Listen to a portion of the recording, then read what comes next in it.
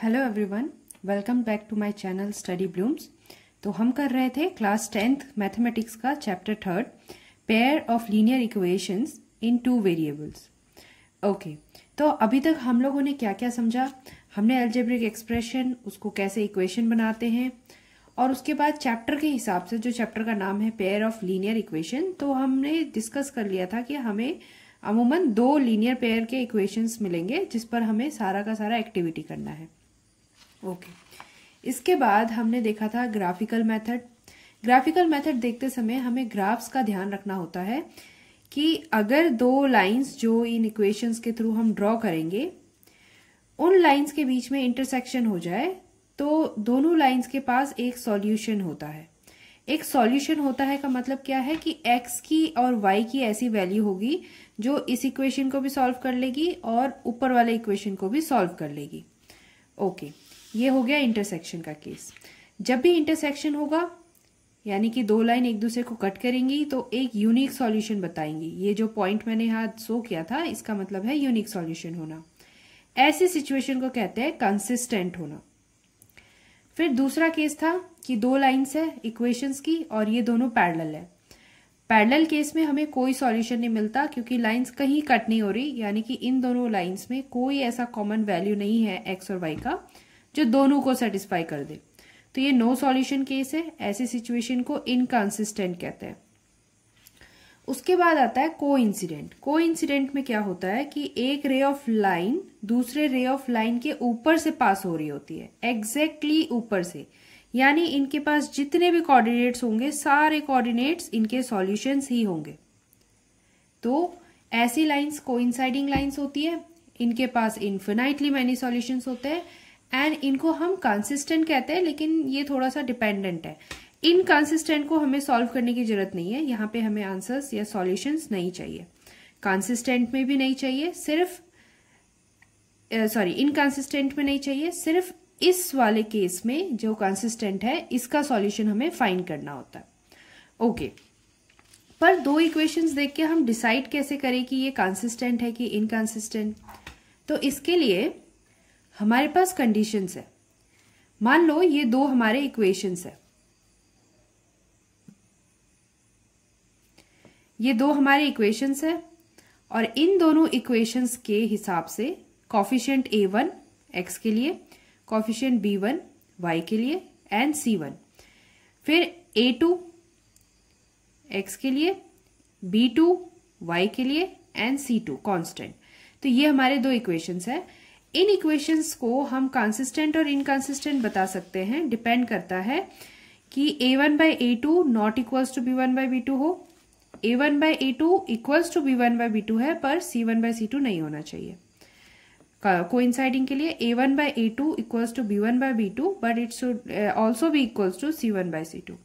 तो इन कंडीशंस को अगर हम चेक करें तो हम बता सकते हैं कि इंटरसेक्टिंग कौन सा है और फिर उसके लिए स्पेशली हम सॉल्यूशंस फाइंड कर सकते हैं।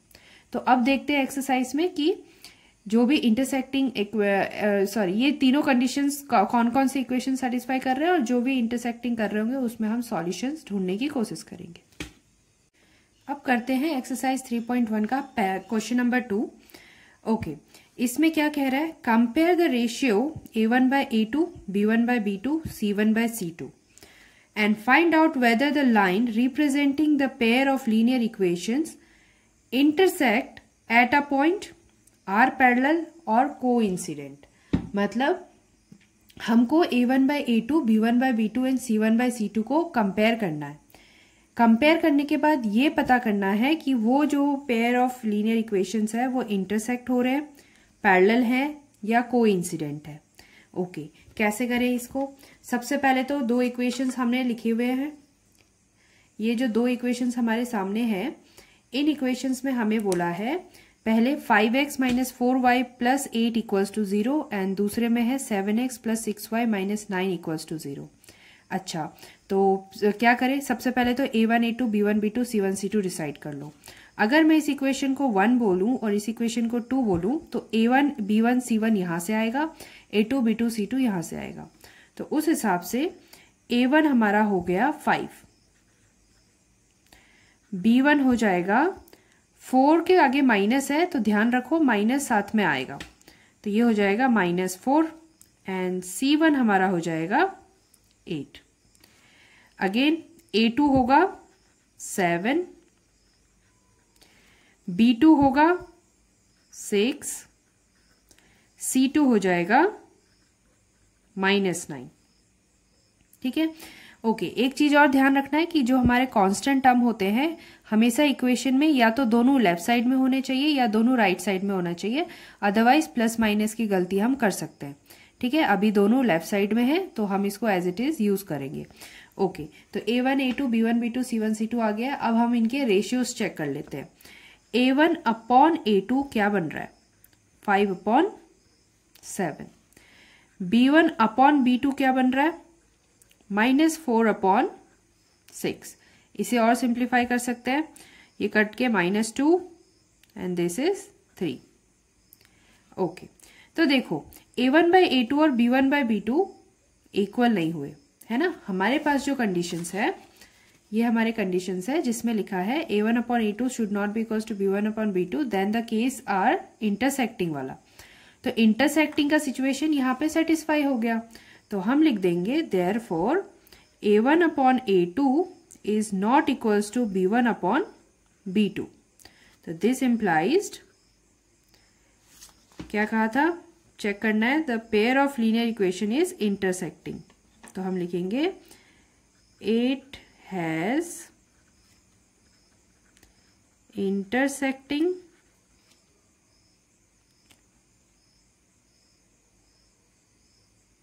लाइन्स।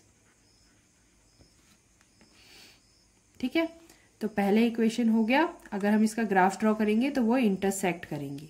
ओके, क्वेश्चन नंबर 2 में आंसर कहीं फाइंड करने को नहीं कहा है कि एक्स और वाई की वैल्यू फाइंड करो, अदरवाइज हम इंटरसेक्टिंग लाइंस के लिए पेयर ऑफ सॉल्यूशंस फाइंड कर सकते थे। ओके, मच बेटर होगा अगर हम इसे इंटरसेक्टिंग लिखते। ठीक है, इट हैज इंटरसेक्टिंग लाइंस। फिर नेक्स्ट इक्वेशन को देखते हैं। Again 9x 3y + 12, 18x 6y + 24।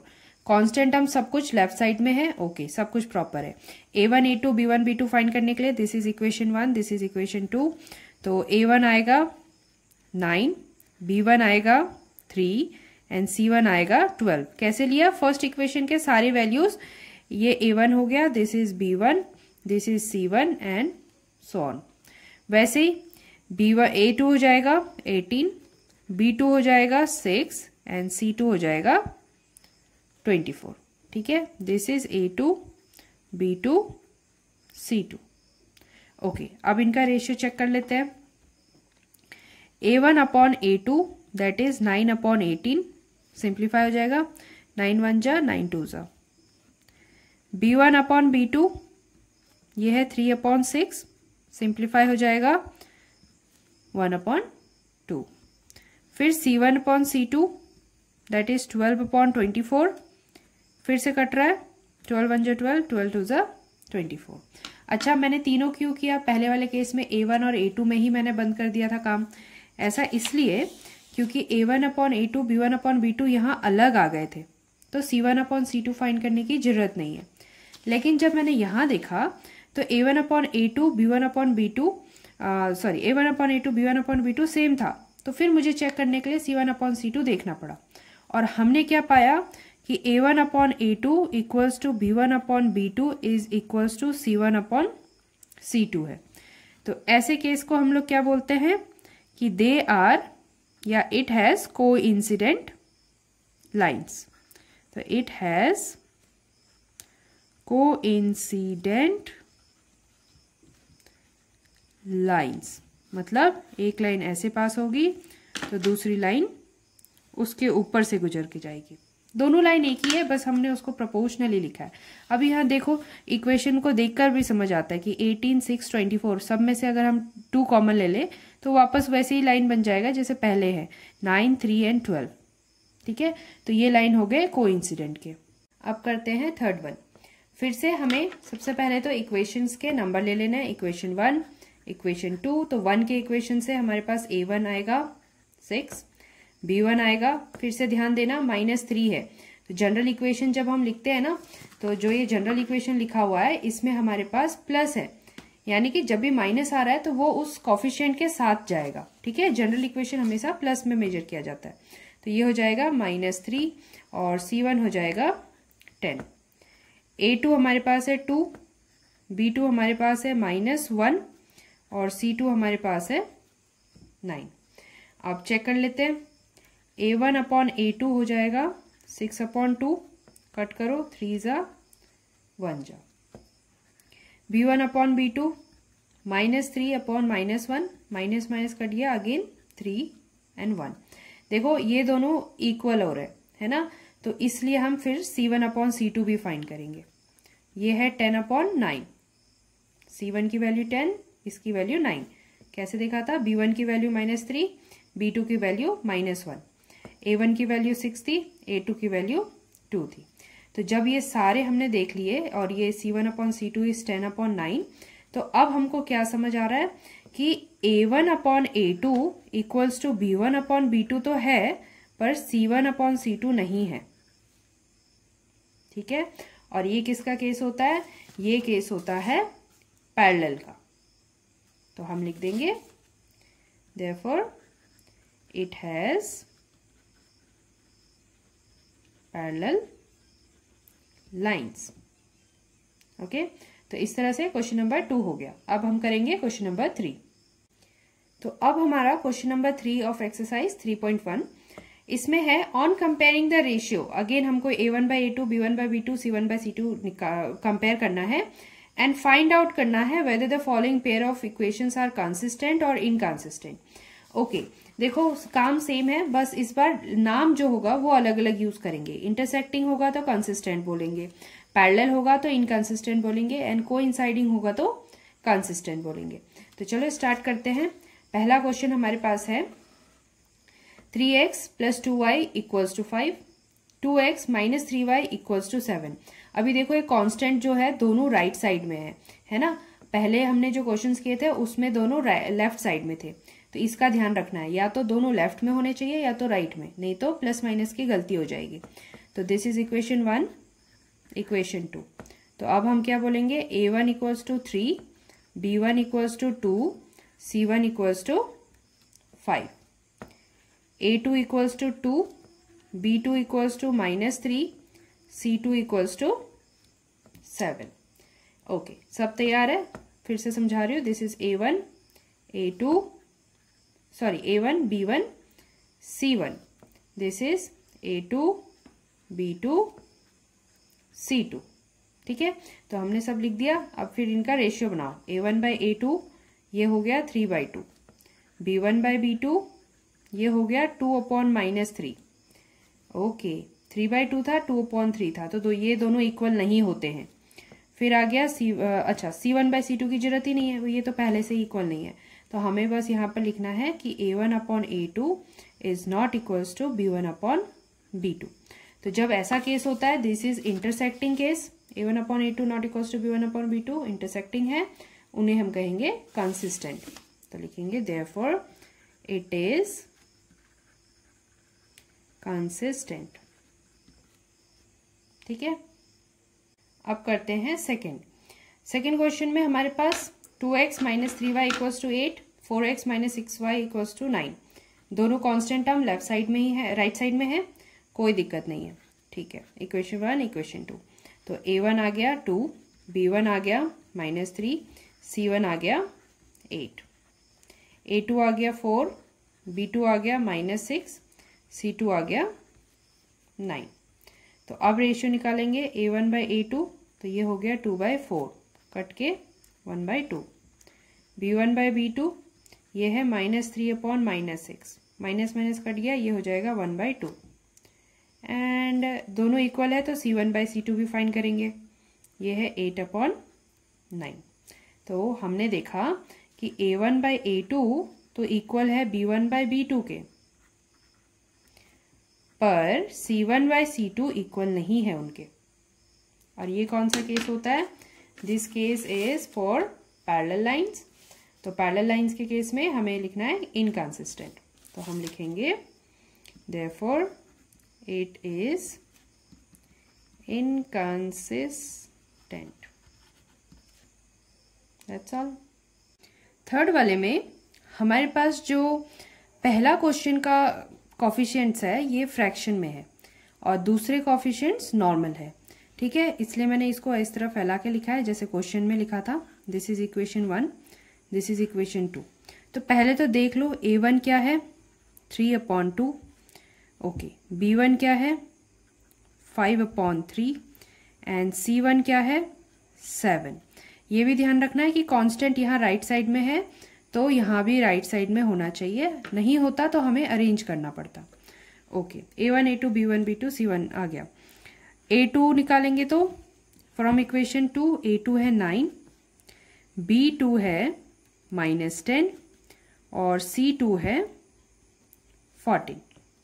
ठीक है, अब हमें इनको रेशियोज देना है। a1/a2 ये हो जाएगा 3/2 डिवाइडेड बाय 9।